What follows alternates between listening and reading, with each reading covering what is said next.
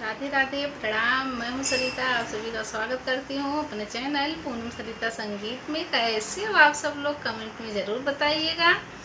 आप सभी के बीच में मैं आज बहुत छोटा सा ही हंसी मजाक का नाच गीत लेकर आई हूँ। वीडियो को फुल वॉच कीजिएगा। कैसा लगा कमेंट में ज़रूर बताइएगा। धन्यवाद। पहिन के उमरिया बा झूलनिया तू लियाई दा, पहिन के उमरिया बा झूलनिया तू लियाई दा, झूलनिया तू लियाई दा, झूलनिया तू लियाई दा, पहिन के उमरिया बा झूलनिया तू लियाई दा, पहिन के उमरिया बा झूलनिया तू लियाई दा, नाथिया लियाया राजा हारवा लियाया हो, नाथिया लियाया राजा हारवा लियाया हो, अरे पहिन के उमरिया बाटी कुलिया तू लियाई दा, पहिन के उमरिया बाटी कुलिया तू लियाई दा, पहिन के उमरिया बा झूलनिया तू लियाई दा, पहिन के उमरिया बा झूलनिया तू लियाई दा,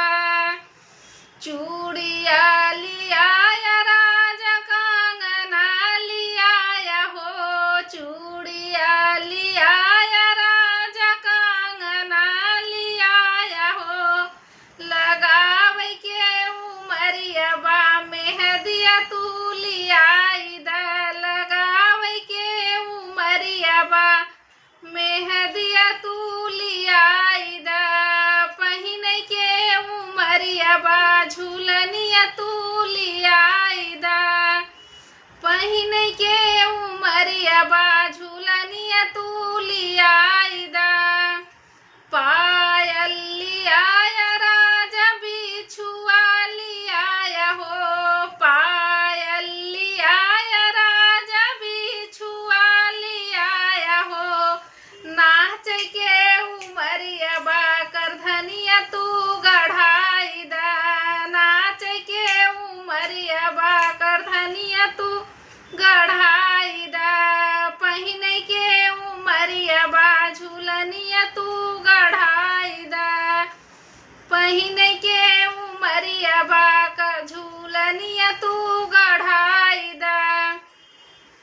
लहंगा लियाया राजा साड़िया लियाया हो, लहंगा लियाया राजा साड़िया लियाया हो, पहिन के उमरिया बा चुनरिया तू लियाई दा, पहिन के उमरिया बा चुनरिया तू लियाई दा, पहिन के उमरिया बा झूलनिया तू लियाई दा, पहिन के उमरिया बा झूलनिया तू लिया